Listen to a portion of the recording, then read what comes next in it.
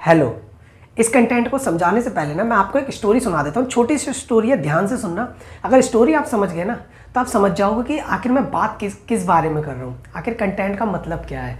तो स्टोरी में शुरू करता हूँ। स्टोरी ये होती है, कछुआ होता है। एक कछुआ होता है, वो ना अकेला रहता है। मतलब एक कछुआ होता है, वो अकेला रहता है। तो वो जो तालाब के पास रहता है ना, वो कछुआ वो उसे ही अपना दोस्त समझता है, उस तालाब को। वो उससे मतलब अपनी बातें शेयर करता रहता है। तालाब उसे जवाब नहीं देता, लेकिन वो उसी से अपनी बातें शेयर करता रहता है, उसे ही अपना दोस्त मानता है। तो एक बार क्या होता है, सनी डे होता है, काफ़ी अच्छा दिन निकल रखा होता है। तो कछुआ ना तालाब के पास ही खेल रहा होता है। कछुआ तालाब के पास खेल रहा होता है। वो अपने पैरों के निशान देखता है, पीछे मट्टी के ऊपर पैरों के निशान बन रहे होते हैं। वो देखता है और खुश होता है बहुत कि कैसे कैसे मतलब पैरों के निशान, कछुए के पैरों के निशान बनते हैं ना पीछे पीछे। तो वो देखता बड़ा खुश होता है कि कैसे पैरों के निशान बन रहे हैं, कैसे पैरों के निशान बन रहे हैं। तो ऐसे ही वो अपने काफ़ी दूर दूर तक पैरों के निशान बनाता रहता है। तो काफ़ी देर खेलने के बाद ना तालाब की एक लहर आती है, मतलब तालाब की लहर आती है।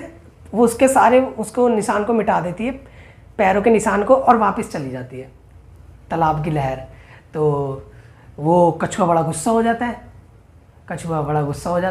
कछुआ कहता है कि मैं तुम्हें अपना दोस्त समझता था, मैं तुम्हें अपना सब कुछ मानता था, तुमसे अपनी बातें शेयर करता था। तुमने आज मैं इस चीज़ को देख के खुश था, तुमने मुझसे ये चीज़ ले ली, मतलब मेरे पैरों के निशान से मैं खुश था, तुमने उसी चीज़ को मिटा दिया, तुम मेरे दोस्त नहीं हो सकते। तो मतलब बहुत उसे बोलने लगता है कछुआ। तो मजबूर होकर तालाब भी बोलने लगता है।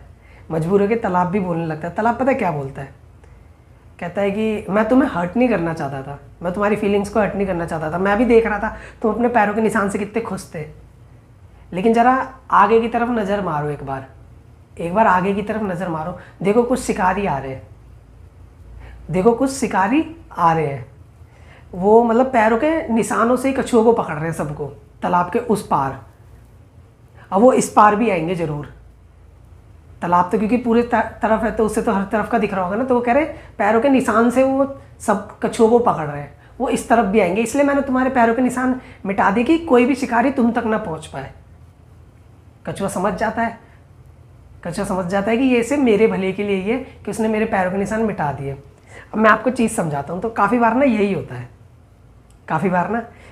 है, कोई हमें हर्ट कर देता है, कोई एक्शन से, कोई वर्ड से, किसी चीज़ से। काफ़ी बार ना लोगों की इंटेंशन नहीं होती है ऐसा करने की। चाहे वो एंगर इशू हो, चाहे कुछ भी हो, नॉन इंटेंशनली अगर कोई चीज़ कर रहा है, अगर मान लो आपको किसी ने हर्ट कर दिया, सिंपल सा तरीका, आपको किसी ने हर्ट कर दिया है ना। अब वो सबसे पहले आपको ये समझना है क्यों हुआ है ये चीज़, उससे बात करनी है उस बारे में। अगर वो आपका सच में खास है तो, अगर आपका बिल्कुल क्लोज्ड है, बिल्कुल खास है ना, आपको जिसने हर्ट कर दिया है, तो सबसे पहले ना उससे आपको बात करनी है कि ऐसा क्यों किया है, वो इंटेंशनली किया या उसके इंटेंशन कुछ और थी, वो करना कुछ और चाह रहा था लेकिन हो कुछ और गया। उससे बात करनी है उस बारे में। ये काफ़ी बार ना यही होता है, लोग बार ना खुद ही से जजमेंटल हो जाते हैं। जजमेंटल नहीं होना है, प्रैक्टिकल होना है कि क्या पता वो क्या कंडीशन, क्या सोच के उसने वो काम करा हो, वो किस सिचुएशन में रहा हो। समझे मैं क्या समझा रहा हूँ? कि काफ़ी बार ये होता है कि लोग जो कर देते हैं ना एकदम से, उनका वो मकसद नहीं होता करने का, उनसे वो हो ही जाता है बस ऐसे। जैसे कि मान लो कोई आपका भला चाहता है, कोई आपको बोल रहा है, जैसे कि एक एग्जांपल देता हूँ, एग्जांपल से आप अच्छी तरीके से समझ जाएंगे। एक एग्जांपल देता हूँ। हमें स्कूल जाना बचपन में पसंद नहीं होता था, लेकिन फिर भी हमारे घर वाले डांट के, मार के, चाहे जैसे मर्जी हमें स्कूल भेजते थे। क्यों?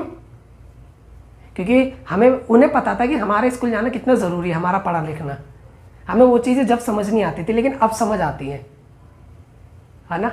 तो ऐसी ठीक काफ़ी बार जो लोग हमारे से मिसबिहेव कर देते हैं हमारी चीज़ों को लेके, कि हमारे मतलब बोल देते हैं हमें किसी ऐसी चीज़ों के लिए जो कि हमें बहुत ज़्यादा पसंद होती हैं, लेकिन कुछ लोगों को पता रहता है कि वो चीज़ें हमें हार्म कर देंगी बाद में, इसलिए वो शायद मना करते हैं। तो आपको समझना पड़ेगा कि इंटेंशनली वो चीज़ हो रही है या नॉन इंटेंशनली वो चीज़ हो रही है। समझ गए मैं क्या कहना चाह रहा हूँ?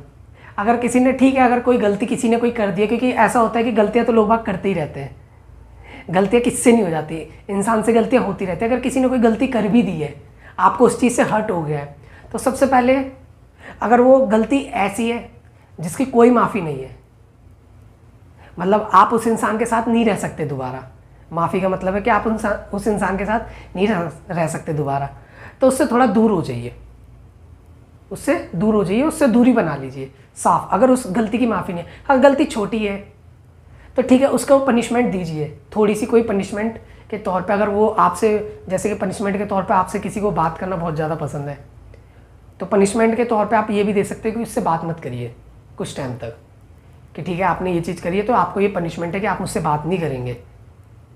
ठीक है, समझ गए मैं क्या कह रहा हूँ, क्योंकि पनिशमेंट देना भी ज़रूरी है। ऐसे डायरेक्ट माफ़ मत करिए, क्योंकि पनिशमेंट नहीं देंगे तो फिर बेफिक्र हो जाता है इंसान। इसलिए पनिशमेंट भी दीजिए, लेकिन समझिए कि इंटेंशन क्या थी। जब आप ये समझने लग जाएंगे ना, तो आपको कम हर्ट होगा। एक बार बात करिए आप उन लोगों से जिन्होंने आपको हर्ट किया, जो लोग आपके लिए इंपॉर्टेंट है। मैं उनकी नहीं कह रहा जिन्होंने जानबूझ के किया है, मैं उनकी कह रहा हूँ जिनसे आपको कोई उम्मीद नहीं थी कि ये ऐसा कुछ कर सकते हैं। और कमेंट करिए अगर आप और किसी टॉपिक पर वीडियो चाहते हैं। अगर आपको ये वीडियो अच्छा लगा हो तो वीडियो को लाइक करिए और चैनल को भी सब्सक्राइब करिए। Thank you.